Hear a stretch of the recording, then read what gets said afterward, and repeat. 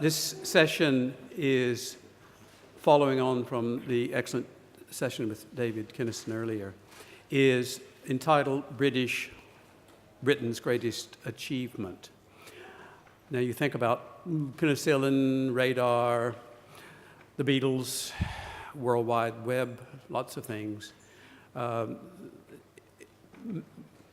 welfare state is being dubbed, at least, Britain's greatest achievement, and I am chairing this session. My name is Helen Bynum, and as you can tell, I am a refugee as well. Lost everything but my accent. I spent my career, though, at UCL, so I came here within the remit in 1970 and have lived in Britain for that time. On my right is Nicholas Timmins, who will be well known to many of you. Has had a long and distinguished career as a journalist in public policy issues with The Independent and the Financial Times, is now a senior fellow at the King's Fund and attached to various other groups. Most germane of his many books to today's discussion is a wonderfully rich biography of the welfare state, as it's called The Five Giants. I remember reading it when it came out back in the 1990s. There's a second edition, which is more recent than that, which brings the story slightly up to date. And he tells this story with great wit and insight. And as a proper card-carrying journalist, he writes extremely well. So Nicholas Timmins to my right. To his right is Helen Bynum, who shares the same last name because I married her, that as I do, whose book, whose history of tuberculosis, called Spitting Blood, is on display, along with lots of other books germane to this weekend's events in the bookshop just over on that side. And I'm a great book buyer and encourage everybody to pay a visit over there and pick up copies of that, which has, among other issues, the tuberculous career of George Orwell, who came into the discussion in the last session. Now, we're going to start with a kind of formal party piece by each of our two principals, which they're going to use the lectern to do, and then we're going to return to a seated position. I'm going to ask a couple of questions, much like Jude did with David Kinniston, and then open the floor for more general comments and questions from the audience for the last 20 or 30 minutes. So we're going to start with Nicholas Timmins, who is going to retire to the lectern and introduce this issue about the foundation and early days of Britain's greatest achievement, the welfare state. Okay, great. Well, it's a pleasure to be here. An introduction to the birth of the welfare state in 10 minutes. Now, there's a challenge. Where on earth do you start? Well, here's one jumping off point. In June 1941, a decidedly egotistical 62-year-old civil servant was called into the Cabinet Office to be offered a job. As a much younger civil servant, Sir William Beveridge had helped Winston Churchill, then a Liberal, found the first labour exchanges under the reforming Liberal government of 1906 to 1914. Beveridge had gone on to head the London School of Economics and be Master of University College, Oxford. He believed he had a mission to organise manpower in the Second World War, a job he had done in a highly controversial and somewhat damaging way during the First Great War. He was chafing at the bit, limited to a study of the Army's use of skilled engineers in what was still the darkest hour of the Second World War. The Battle of Britain may have been won, but Britain was still under the Blitz. It still felt under threat of invasion. The month before, in May 1941, 1,500 civilians had died in London under the bombs of the Luftwaffe. Beveridge was offered the job of chairing an interdepartmental committee on the coordination of social insurance. The task hardly sounded inspiring. With tears not of joy, but of disappointment in his eyes, he accepted. It was the strangest of starts to the greatest of adventures, the founding of Britain's modern welfare state. But Beveridge did what great chairmen of public inquiries from time to time do. Witness more recently, for example, Adair Turner and his inquiry into pensions in the mid-2000s. Beveridge simply rewrote his terms of reference. And as he did so, he effectively turned his departmental inquiry into a one-man band. He produced this report, in December 1942, for which he had carefully laid the seeds, having, as well as an enormous ego, a flair for publicity and a track record as a journalist. There were queues down the road to buy it at Her Majesty's stationery office in Kingsway. It was the biggest selling government publication of all time in its first few days, and no government publication is said to have outsold it until Downing's report on the Perfumum affair 20 years later in the 1960s. And of course, that had the advantage of having sex and spies and everything else in it. Beveridge had a love of lists, a fondness for capital letters, and a great journalist turn of phrase. In it, he declared that a revolutionary moment in the world's history is a time for a revolution, not for patching. The core of his report, which was the revamp of a myriad patchwork of social insurance products, many of them voluntary, and a whole assorted bunch of government payments, was principally an attack upon what he called want, on poverty. Want having a giant capital letter, as did the remainder of his list. But he went on to say that want is only one of the 5 giants on the road to reconstruction, and in some ways the easiest to attack. The others are disease, ignorance, squalor, and idleness. Disease implying a national health service, ignorance requiring better education, squalor essentially involving housing, and idleness the bitter issue of unemployment. This report coming less than a decade on from the Great Depression of the 1930s, the Jarrow March, and the horrors of the household means test that could see a family lose benefit if a child got even a paper round. So there you had it. The 5 giants, which almost 75 years on, you could argue we have tamed to varying degrees without actually destroying them. There isn't time now to go back over the personalities and the forces that created such fertile ground for Beveridge's report to land on. Pressure for a national health service, a revamped education system, for more government intervention over unemployment, for family allowances to protect children from poverty, all these have been growing for years. And housing was rapidly becoming a central issue, as it was to be at the 1945 general election, not least because around a quarter of Britain's housing stock was damaged to some extent or destroyed in the Blitz. But as Paul Addison, in his brilliant history of this period, The Road to 1945, has put it, the main ideas for reconstruction were in the first bloom, but also largely, thanks to the war, in a state of suspended animation. Like the Sleeping Beauty, they awaited the prince's kiss.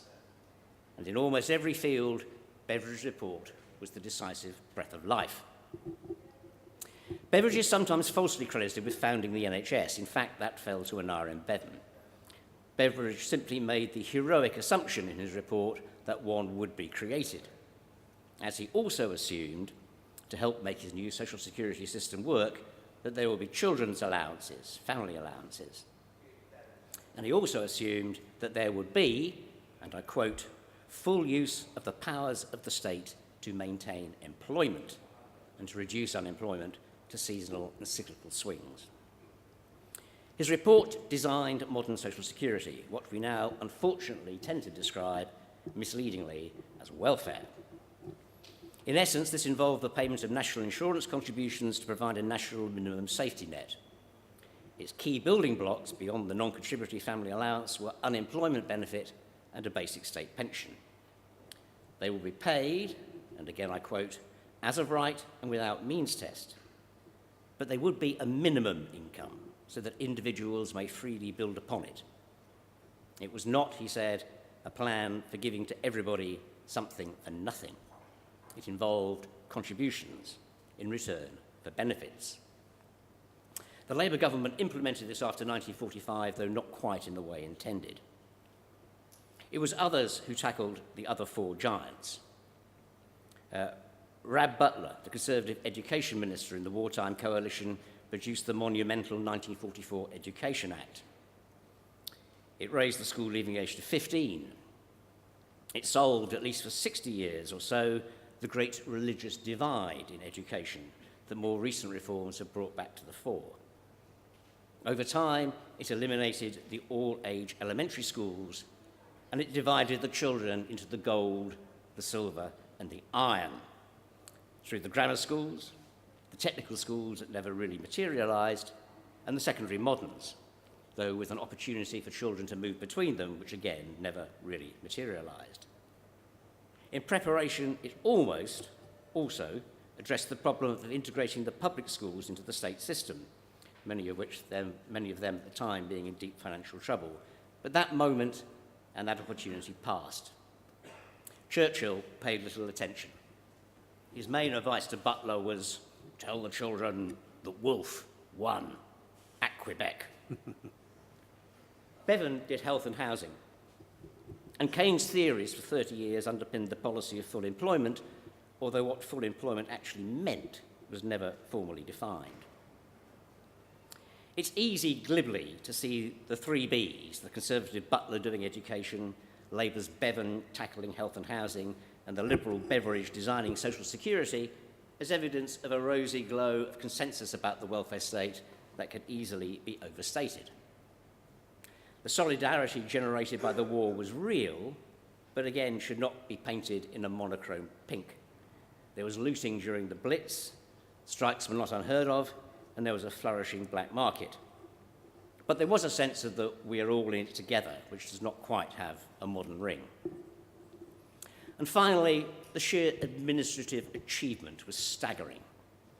I mean, a little like the wonder with which one can now look at the speed with which the underground lines were built in earlier times, though at huge human cost, when all that was available was dynamite, pickaxes and shovels, not today's mighty tunnelling machines, which still build the lines more slowly. To get the social security system working, former prisoners of war were roped in to build its Newcastle headquarters. A special railway line extension was built to get the staff there. Addressing machines had to be flown in from Germany at the last minute, and MPs and councillors were recruited to help find the 1,000 local offices that the new system needed, along with 1,000 safes when steel was in short supply. The work of 6 government departments and 6,128 approved societies had to be combined in a little under 2 years. For education, 200,000 extra school places had to be found by 1947 to accommodate the raising of the school leaving age. And to achieve that, some wonderful Nordic-sounding acronyms came into play. ROSLA, for the raising of the school leaving age. HORSA, the hutting operation, providing temporary buildings to accommodate them. And SFORSA, the school furniture operation for the raising of the school leaving age. Some 35,000 ex-personnel were put through a 12-month crash training course to provide the teachers. And creating the NHS was an equal challenge. One final point. Maria Cuomo, the New York mayor, once said, "You campaign in poetry, but you govern in prose." The 1945 Labour government, however, governed in poetry. Bevan's great speeches, Ellen Wilkinson's, and poetry and grandeur even found its way into legislation and government documents. The National Assistance Act of 1946 opened with the claim that it was an act to exterminate the poor law, a claim not entirely fulfilled in practice. The leaflet to launch the NHS opened with the words, "Everyone, rich or poor, man, woman or child can use it or any part of it. There are no charges, except for a few special items. There are no insurance qualifications, but it is not a charity. You are all paying for it, mainly as taxpayers, and it will relieve your money worries in time of illness." Hugh Dalton, the Labour Chancellor, in a rationed, near-bankrupt austerity Britain, handed over the money for social security with a song in my heart. Such a language is rarely heard these days. The welfare state, a phrase, even a concept, which these days has largely fallen out of the political lexicon, but we can come to that, had been born. Thank you.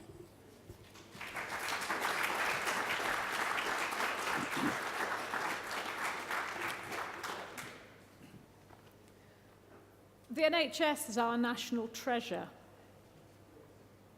What other country could have used their health service in the opening ceremony for the Olympic Games?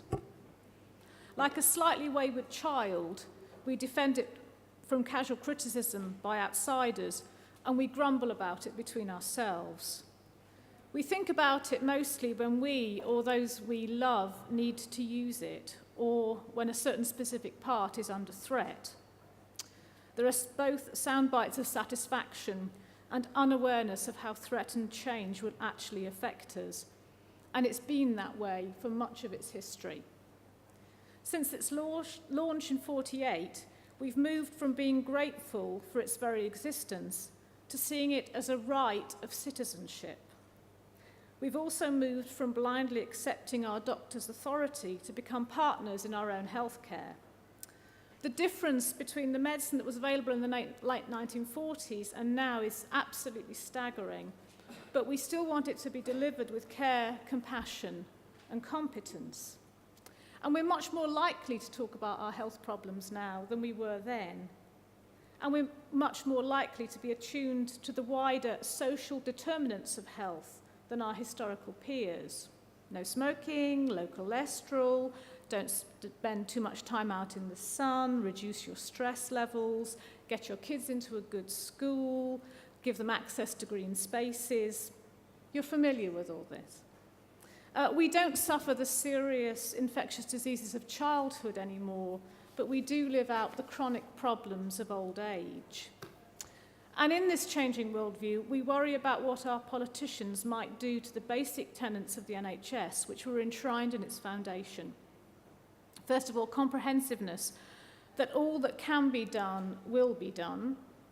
Universalism, that everyone will be able to access the services they need equally, regardless of location, social class, and wage packet, or the nature of the illness that they have. That it will be paid for out of central taxation and free at the point of need. It's interesting how much that at the point of use or at the point of need is missed off. It's a very critical distinction. And of course, there are various parts of the NHS which we are paying for, most notably prescription charges and dentistry. But the basic principle at the moment that no one need to be deterred from seeking help at the earliest possible moment, nor worry about being impoverished by paying for medical care still holds true. So the shaping of the National Health Service is part of the story of the changing Britain, ushered in by the country's landslide vote for Clement Attlee and his Labour Party in July 1945. And if it was jobs and housing rather than health that topped the list of voters' concerns in 1945, this is hardly surprising. The spectre of the interwar depression was overlaid with the sheer physical destruction that had been wrought by enemy bombing at home. And it wasn't just homes that were bombed, it was industry and social infrastructure, and also hospitals. There was an awful lot of damage to the existing hospital stock of the UK.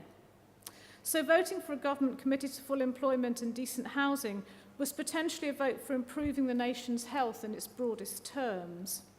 Improving the standard of housing was one of the 5 giants of Beveridge's report, as Nick's told us, and it was coupled with health in a joint ministerial portfolio by, I think, one of Britain's most characteristic politicians, Nye Bevan. In his late 40s, Bevan was a relative youngster among his cabinet colleagues. He was a renowned speaker, and he turned his charm offensive to great effect in negotiating his way towards his vision of a national health service. He referred to it as my health service, and people referred to it as Bevan's health service. And it's appropriately unfashionable to talk about and write history as tales of great men, but I still think his achievement was substantial. That he held his two posts was a historical legacy inherited from Britain's first Minister of Health, Christopher Addison. Both men would be criticised for their failings to build sufficient good quality housing quickly enough and at a cost that the Treasury would bear. But Addison left an important conceptual legacy that local authority housing was a social service, and he would provide Bevan with help both in the Cabinet and as leader of the House of Lords. Bevan himself would see over 1 million houses built. In the face of Tory opposition, he gave priority to public over private house building, rental homes over those for purchase. And while he continued the use of prefabricated homes, his permanent rebuilding programme was concerned above all with quality. People deserved a decent baseline, not the bare minimum. Bevan houses should have a toilet upstairs as well as down. There's actually an interesting sort of history about social campaigners and toilets and drains, but that's another story. 3 bedrooms and a garden. I mean, it is the kind of housing of the garden suburb new towns, which obviously some people found completely repugnant architecturally.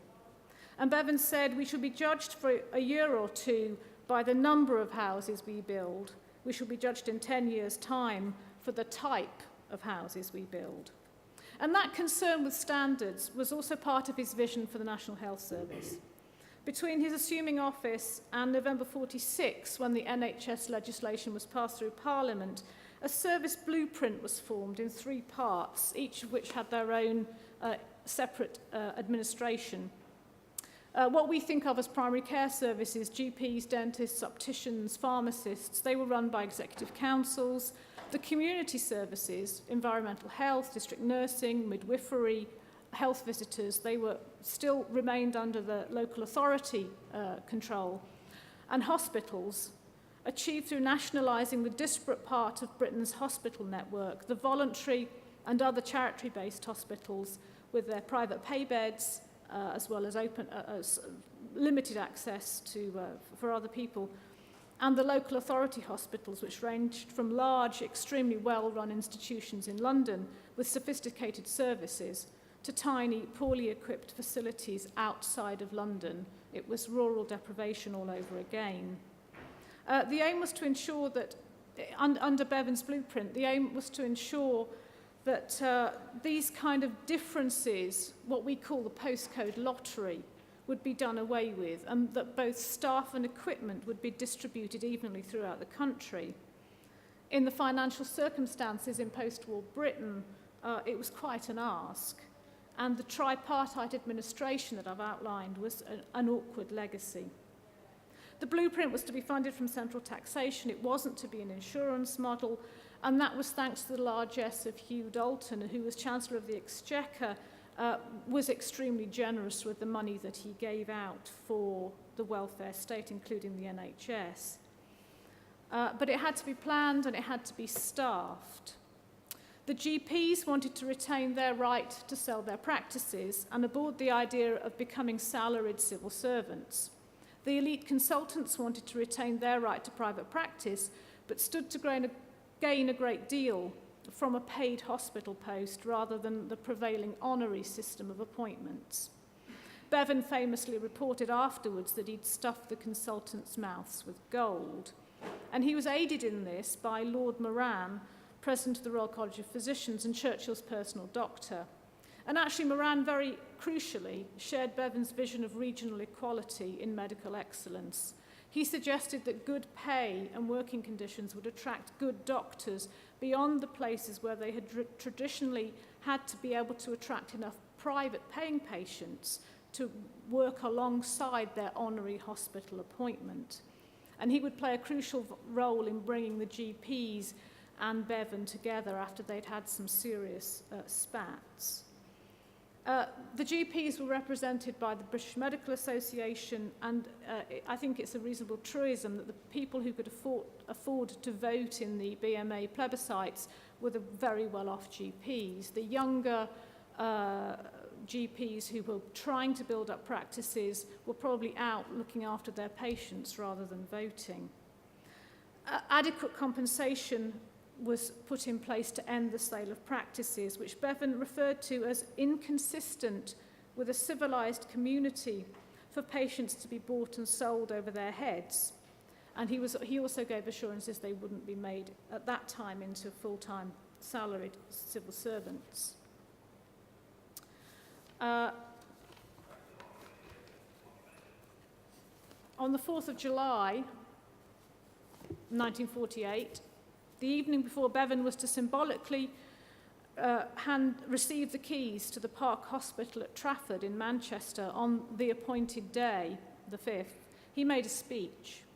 He claimed that by actions such as the founding of the NHS, Britain now had the moral leadership of the world. It was grand stuff, but perhaps the truth or otherwise is to be found in the subsequent history of the NHS and the welfare state more generally, as Britain changed.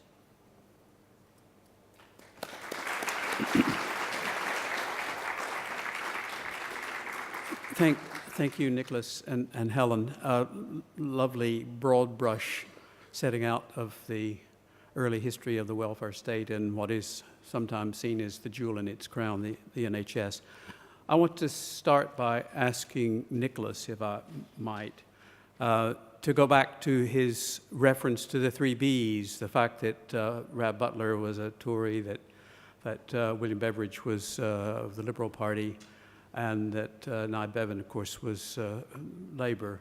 To reflect a little bit more about the issue that came up in the earlier session about the problem of consensus versus conflict, and how far, with the close of the war, were people of all persuasions more or less singing from the same hymn sheet? Well, it's a slightly complicated answer in a sense, because there clearly was a degree of consensus. I mean, there would have been a National Health Service after the war, whoever had won the 1945 election. What wasn't clear was quite what form it would have taken and whether there would have been more charges, and there was certainly complete doubt about how it would have been organised. I mean, if the Conservatives had won, certainly the hospitals would not have been nationalised.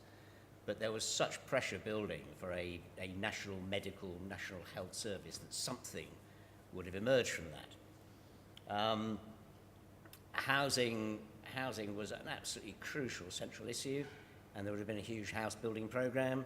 And of course, the biggest single house building programme, public house building, was in the 50s under Macmillan, when we were clocking up 300,000 houses a year, year after year after year. And these days we can't get anywhere near 200. I mean,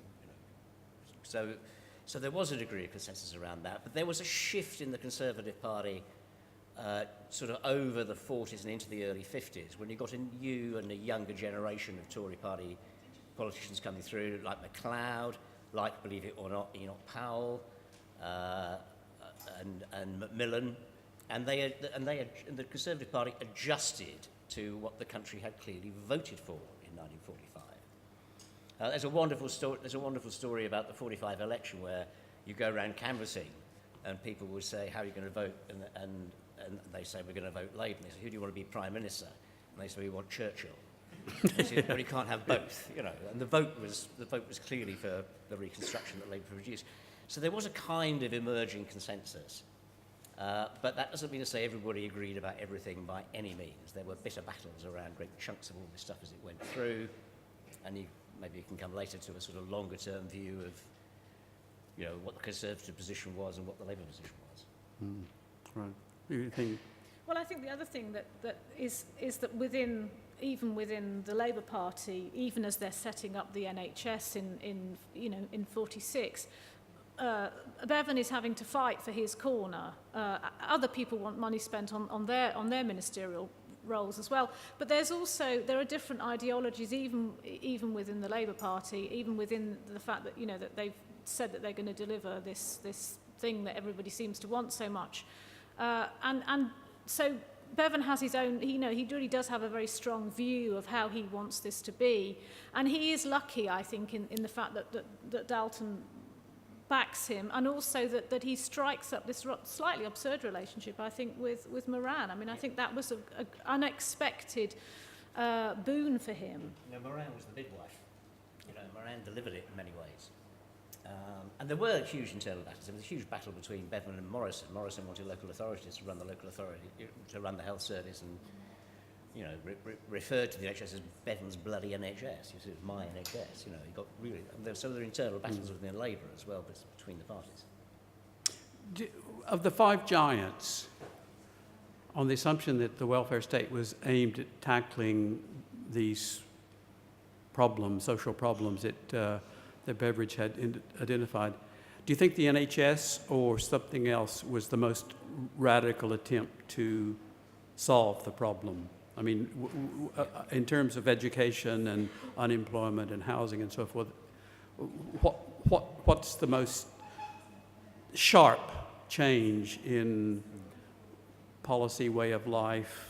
Well, I think it has to be the NHS because it's tax-funded free at the point of use. It's such a spectacular change from what was there before. But it's run pretty close by the assumption that the state had a duty to maintain full employment. And you've got to remember this, came off the back of the 30s when the hard-headed men of the Tory party were running a monetarist economic policy that produced 3.5 million unemployed, amongst a much smaller population. So I think full employment runs it close. Well, I also think it's interesting how you define health as well. I mean, we are really much more attuned today to thinking about health in very broad terms. And, Bevan is quite rightly criticised for creating a national hospital service. That's the other thing that NHS can stand for, because the hospitals dominated his initial vision and the initial workings of the NHS. But I think those other things, the value that I used to work on the history of tropical medicine, and when they were trying to after they'd sort of changed from the colonial period and they were trying to work out how they could best improve health. This was up at the School of Tropical Medicine in Liverpool. The single most important thing was actually to get women educated. Because if you get women educated, you can really create an important ground shift. And that's really struck with me, actually. That was such an important thing, much more important than actually specific health programs, was that simple levelling off, and that if you educate women, you can really affect change. So I think that there was a holism in those aspects of the welfare state that all feed into the health service. And I guess, this is my party political broadcast on behalf of the NHS, to stay as an institution. But I mean, I think that interesting, the last question, I don't know how many people were here before, but the last question about how the welfare state's been eroded, and Nick's hinted that we can come on to that. I think those things will impact on health as well. So if you go back to the start, all the things that were part of the welfare state package, actually, we now understand much better how they impact on health. Right. So health has actually moved much more from a narrow concept to a much wider concept in terms of even political consciousness, or at least it should have done. Yes, one would hope that it has done. Yeah, I think our understanding of the factors that feed into health is much broader than it was in 1945. You, Nicholas, made the interesting point that it was regrettable that Social Security had become welfare. Could I ask you to expand a little bit on that intriguing suggestion and the history of the word welfare, and why welfare has more or less disappeared from the political Social vocabulary? Security has vanished from the political lexicon, and I sometimes say it's the sole achievement of John Moore. John Moore was the Secretary of State for Social Services for a very brief period after 87, and got dumped and was replaced by Ken Clarke, who did the 91 reforms. But John Moore was the first person who started referring to Social Security as welfare. Now, welfare is an Americanism. I have nothing against America. I think it's, both the world's greatest and the world's worst country rolled into one, which is what makes it so fascinating. Yeah. But it is an Americanism. And in the United States, welfare refers very specifically to pretty much benefits for lone mothers. Most of them are black, as it so happens. So it's got racial overtones as well. But it's a means-tested system for lone mothers, is what they call welfare, and the limited benefits they have for unemployed men, which are pretty limited. It doesn't refer to what they call social security, which is the federal pension system, which is vastly more generous than our basic state pension. And it's used here now indiscriminately. So, Osborne says we're going to cut 12 billion out of welfare. Well, welfare consists of pensions. Half the benefit bill is pensions, and the vast bulk of that, people have paid national insurance contributions. This is not a means-tested benefit. This is something that people have paid into and have an entitlement to. Great other things like child benefit are universal. They're not means-tested. So sometimes welfare is used here with a degree of precision for means-tested benefits for those who are out of work for whatever reason. But more generally, it's used to embrace the whole thing.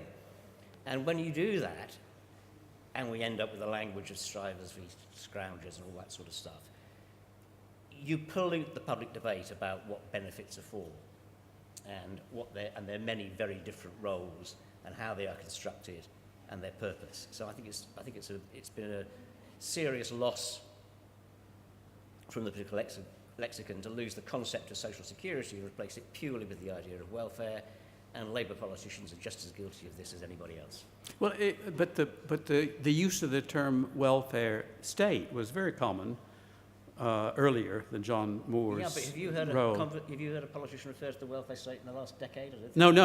But I'm saying that there was a period in the post-war European consciousness where the idea of the welfare state that was being adopted in Sweden and throughout Europe as well as in Britain, it was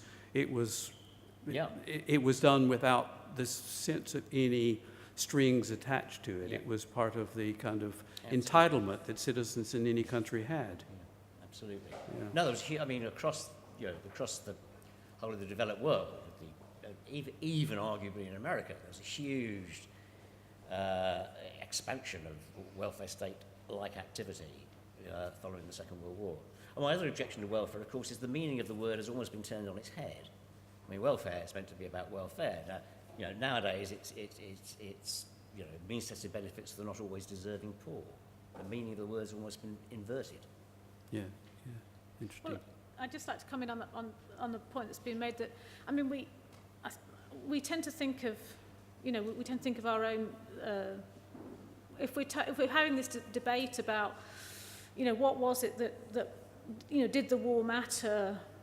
Can we do the counterfactual history? I mean, I think if you look at the breadth of welfare introduction after the the Second World War is absolutely critical, and what happens and the way I'm absolutely with David Kinniston on the fact that people don't wander around thinking about these things all the time, and I sometimes think that I'm really odd because I actually do spend a lot of my time thinking about this.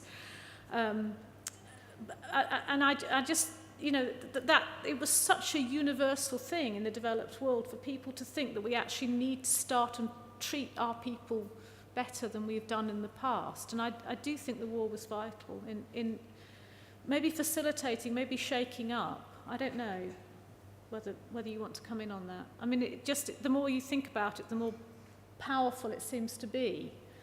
And God forbid that we, why do we need that in order to look at, to take stock so much more dramatically than we've done in the past?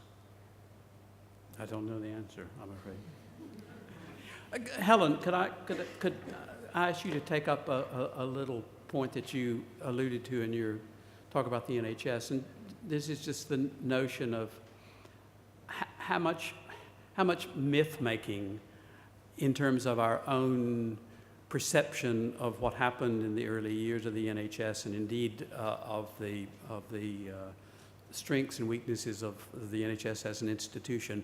What's the role of myth in the political rhetoric about the NHS, both then and now, I think probably one could say? Well, I think it started early. I think people started mythologizing about how great the NHS was right from the start. It probably was, well, it was great actually, but I think it very quickly became untouchable, which is not necessarily a good thing. I think we always need to be able to criticize our institutions. And it's the idea that criticism is somehow always negative. I mean, can we do things better? Are we asking the right kinds of questions? Are we being as inclusive as we thought we were. Do patients need a voice? I mean, that was one of the things very early on. Patients had absolutely no voice in any of the way these things were administered and set up in any kind of meaningful way, and that took a hell of a long time to come to fruition. So, I think there has been an awful lot of myth-making, and I think for the Labour Party, the fact that, you know, that all parties want to claim that they brought it in, viz. Consensus. The Labour Party obviously puts its hand up highest and says, look, we were the ones that actually got it into office in our term of government after the Second World War. And Bevan is, as he was in his own time, can be a divisive factor. I mean, there is a wonderful myth around him, and I feel myself through time falling for his charm offensive. I mean, I have to put my hand up and say that, you know, he always wins me over in the way that he apparently was able to do. You know, people said that you would go in not wanting to agree with him, and you would come out, yes, yes, yes. And I think that, you know, that's a very powerful trope. And sometimes I think, you know, you have to come back from that. You have to come back because that's where your leanings are as a historian, and make sure that you are being objective and that you're not just suckered into the story that he wanted you to give back out all these years down. I mean, he would be thrilled, I think, that we some of us still passionately care about it, and his idea that it would be there as long as there was somebody there to fight for it. You know, you see that on little posters even now. So, yeah, there is myth-making. And, of course, in 10 minutes, you go for the big names. In a longer thing, you bring in a few more people, a few more points of view. The civil servants were terrifically important, and over the course of history of the NHS, some of the civil servants have been very important. People like medical officers of health rarely get a look in, are also terrifically important. And so it's very difficult when you're trying to carve out a history that's intelligible to people and isn't so full of ifs and buts that they've lost the thread, like you've probably lost the thread with my answer already now. You know, you can see how difficult it is to create a tangible line that people can get hold of and reflect on, but isn't so woolly and so obfuscated with caveats that actually they've lost the thread. So I think we need our myths, but we need to be able to challenge them as well, and we ought to feel that that is also something that's up there that we can take on board now and say, yeah, is that right, or is that just fantasy land? Right. Yeah, Nicholas, you want to add to that? I think there's a huge amount of myth-making around the NHS, much of which consists around the theory that there was a better yesterday for it. I mean, the number of times I have heard doctors' leaders, nurses' leaders, union leaders coming out saying, you know, things are terrible, morale has never been lower. Well, I'm here to tell you that every day since 1948, morale has never been lower in the NHS. Yes. I mean, it's slightly crazy. And I think, just reflecting what you were just saying, well, I'll get this quote slightly wrong because it's coming from memory, but there was a wonderful quote of Bevan's where he said, we shall never have enough. He said, the service will always need to be improving and changing and getting better. It must always appear inadequate. And I think that's the most stirring quote, because in a sense you're never going to get it right. And he kind of recognised that from the beginning. Mm. Right. Well, the other thing that was very important was, and this was a naivete actually, which is interesting given what I was saying, there was this great idea that there was a residuum of sickness and ill health, that once we'd caught up with that, costs would go down, demand would go down, you know, and it's a great vision, and it's partly Bevan's idea that we could make a better yesterday. Yes, but I've never found a quote from Bevan where Bevan said that. Loads of people believe there was this residual. Beveridge certainly did. Beveridge believed that once you treated the backlog of illness, it would all get better, but I've never found a quote where Bevan said that. And I've just quoted you something that rather implies the opposite. Perhaps that's the mining background. Mind you, he might have said more than one thing at one time. Yeah. We all do. Well, I mean, and he was a politician after all. Yes. Yeah. I mean, you might be able to find it. My impression was that was such a widely held belief in the 1940s that I'd be surprised if he violently disagreed, because the point about improving and getting better and always need to be, morale. Appear inadequate. Appear inadequate. is not quite the same thing as the question of supply and demand, and the fact that once you cure or make people healthier, the demand for your services. I mean, doctors are, as we all know, supposedly the only profession that's trying to put themselves out of existence. We know cynically and biologically that's not ever going to happen, but in theory, if you keep everybody healthy, there's no need for doctors, is there? Right, I'm going to open the floor up for more general discussion and questions, and we have some roving microphones which, if you would like to make a point or a question, raise your hand. Yes, just here, and you will very shortly get a microphone. Just here. Thank you.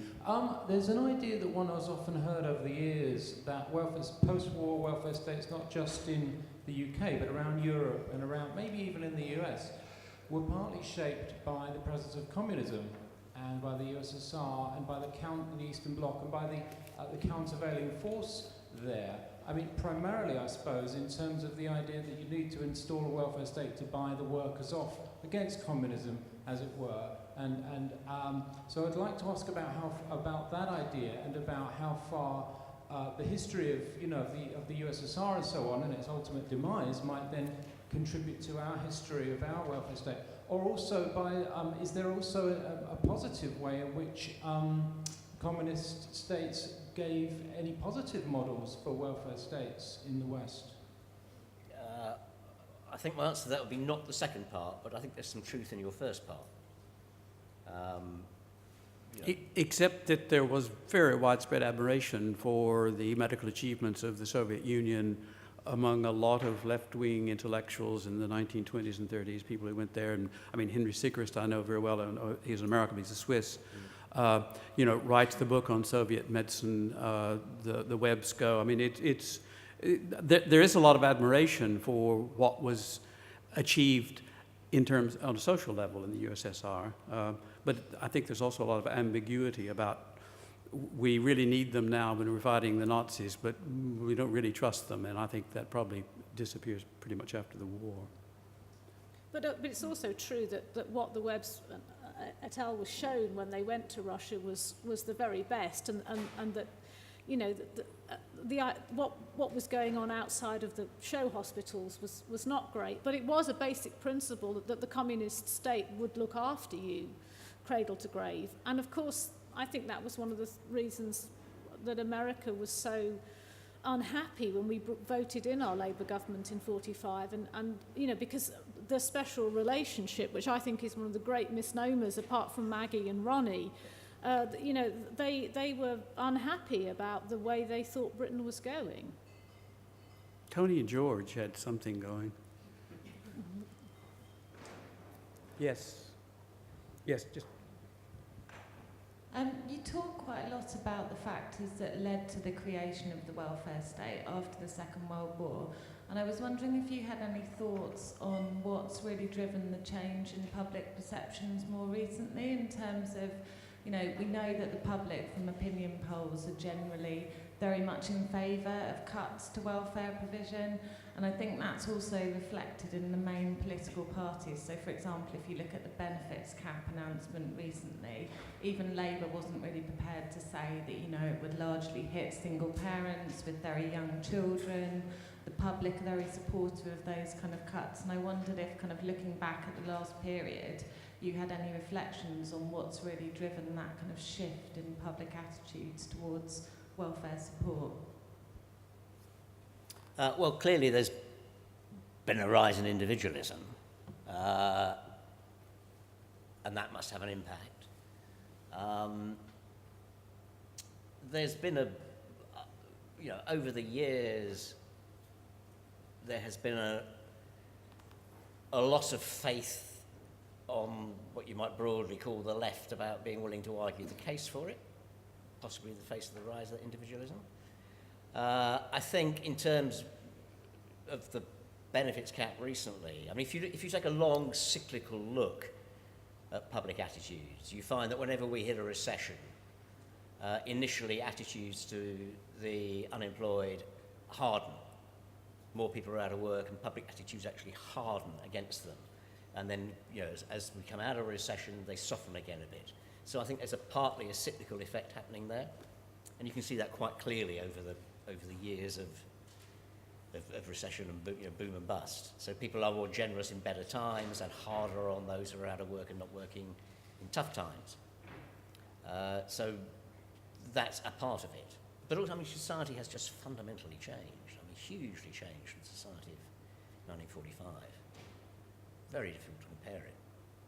And I think the sources of information are much wider, and therefore, I mean, I think the media has much to answer for, or not, as the case may be, for opinion polls. I mean, people are much more likely to be informed, and not by pamphlets that the government produces or whatever, but by multiple sources. I think people are more comfortable about being negative about other people. I think that sort of British idea that you don't say nasty things about people is absolutely gone.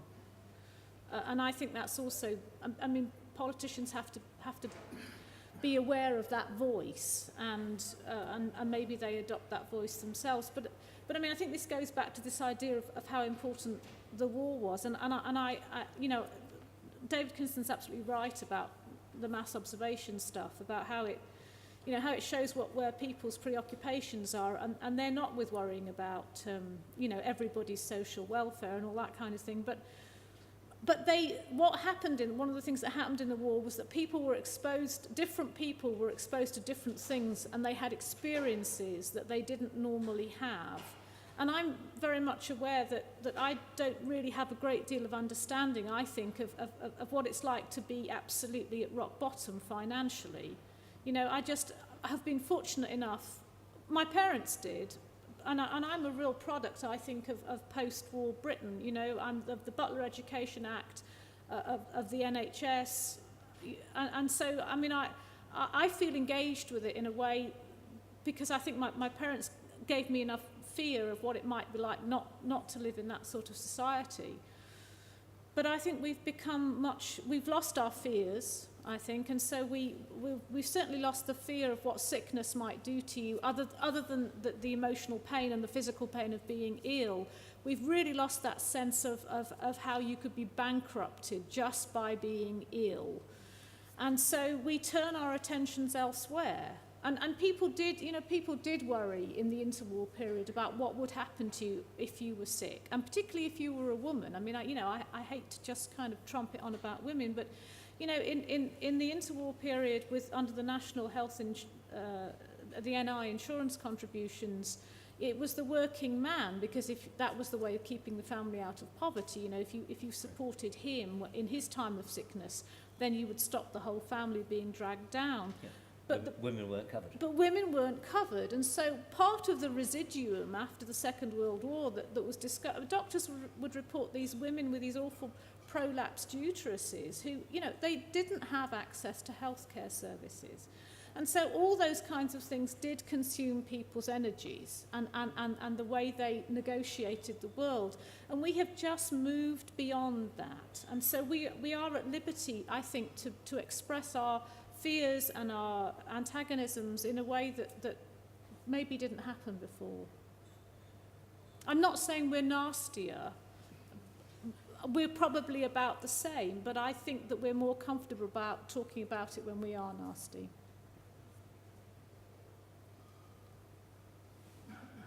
Yes.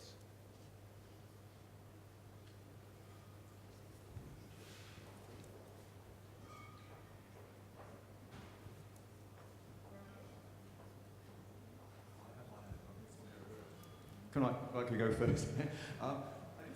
Go back to the fifth one, which is perhaps not quite so well known, which was squalor, which you equate to housing. And I wonder, you've got the million in the 40s, 300,000 in the 50s, which I'm not quite sure what proportion, whether that was private and public, or whether it was all public, 300,000. And then I suppose you come through to 79 and in the 80s to right to buy. Was that the end, in the sense, of that fifth pillar, because people thought squalor had gone and therefore it wasn't a problem. And I think this is probably the first election for many elections when housing has actually become an issue again. I don't know if you would agree with that kind of thought process going over the years, the chronology of that or not. Yeah, well, I think it's the first. It's the first election since '79 when Right to Buy was definitely a vote winner. Definitely a vote winner. Shifted the whole demographic into the Tory camp. It's the first election since then it's really figured.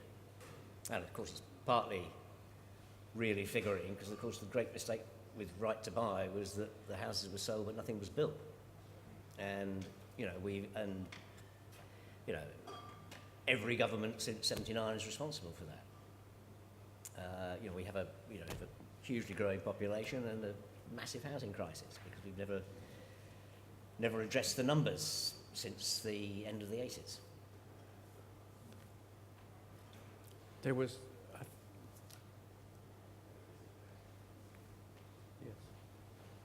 To what extent do you think they have always been judgmental about the various categories of need in terms of the welfare state? And how has that changed from 1945 to the present day? Yes. There's always been the undertow of the deserving and the non-deserving poor. Big 19th century concept. It's never quite gone away, has it? But I think one of the things that has hugely changed is kind of what happened in the 90s and under New Labour in the 2000s, which is the introduction of payment of benefit to people in work. Because if you look at one of the big intellectual changes, which did in fact start under the Tories, but got implemented under Blair, was kind of a recognition that in a globalised world there was huge pressure on low pay, and a sort of deliberate and intellectual decision was taken to not simply pay benefit to people who are out of work, but to pay more benefit to people who are in work to support low pay underpinned by the minimum wage. And that's changed, that has definitely changed the discourse. It's changed where the money goes, for a start, because quite a lot of it now goes to, quite a lot of means-tested benefit now goes to people who are in work. And that wasn't true in the 80s and the early 90s. And that probably has sort of, in a sense, reinforced slightly the deserving, non-deserving poor bit. If you're in work and you're getting benefit, that's kind of deserving. And if you're out of work and not getting benefit, that may be undeserving. So I think it's come back, that concept has come back into play in a different way at a later time. Yeah, I mean, I think that one of the great transitions of the 19th century was actually recognising that the complex relationship between poverty and the deserving poor, and actually the implications for health. I mean, I think that was a radical shift in the 19th century, and I think we've kind of taken health back out of that argument. I mean, we don't tend to think of health as part of the welfare state. We tend to think of the NHS as this thing, and I'm not quite sure how the deserving poor fit into the NHS in the way that they. Well, they do because it was universal. Because it's in a way. universal, yeah. And I mean, I think that was one of the things that came in 40. I mean, the people that really benefited, as well as the working classes, were the middle classes. They benefited massively from the National Health Service because they, as medical care became much more advanced and able to do more for you, it became much more expensive as well. And so they were also big winners out of from that aspect of the welfare state, and perhaps it's that that's kept it going so long. Right, one last question over here. Yes. I think that individualism has a lot to answer for. I mean, since 2010, there's been a rise in hate crime against disabled people. I'm blind, and I got spat on in the streets walking down Victoria Street. I'm a lobbyist, wearing a suit. I finished work in Parliament. Walking down, someone spat on me and called me a scrounger. People have come up to me in pubs and said that they've bought my drink, and their taxis have bought my drink. And I think what has happened is with the kind of narrative about the deserving and undeserving poor, that's been massively reinforced by the media, who are quite happy to print a story about the 10 worst excuses for back conditions, and so on and so forth. And people are really happy to accept those case studies. First emergency budget, Osborne turned around and said, we're going to take £1 billion out of the welfare bill. That was actually £1 billion out of disability living allowance, which is a disability-related benefit. But when talking about that benefit, they conflated it with work. And so there is this entire spin machine now that's just built up around the deserving and undeserving poor. Talk about housing benefit, 60% of people on housing benefit are in employment. There's a bigger discussion to be had, I think, around the role that the welfare state played in supporting private sector businesses that don't pay decent wages. But I think that's a separate thing. My question actually was going to be around the difference between us and the US. I think John Selden said in the 17th century that health should be the highest law, the health of the people should be the highest law. In the US Constitution, the general welfare of the people is an explicit provision. Why has there been such a big disparity between us and the United States, given that the war impacted on both of our nations in a really, really fundamental way, both socially and economically? I think that's one for you. With my American accent. It's curious that the U.S. almost led the way in the early 20th century to something very like the kinds of probably insurance-based but universal health system. There was a pretty powerful element that was lobbying for that, and it got pretty far along the road towards implementation, and it didn't pass, and then various other things happened, and the individualistic element has always been very strong characteristic of American history. So I mean the beverage was about freedom from all these things. The American ideology mostly wants freedom from anybody else telling you what to do. Freedom to bear arms, freedom to starve if whatever, freedom to do whatever.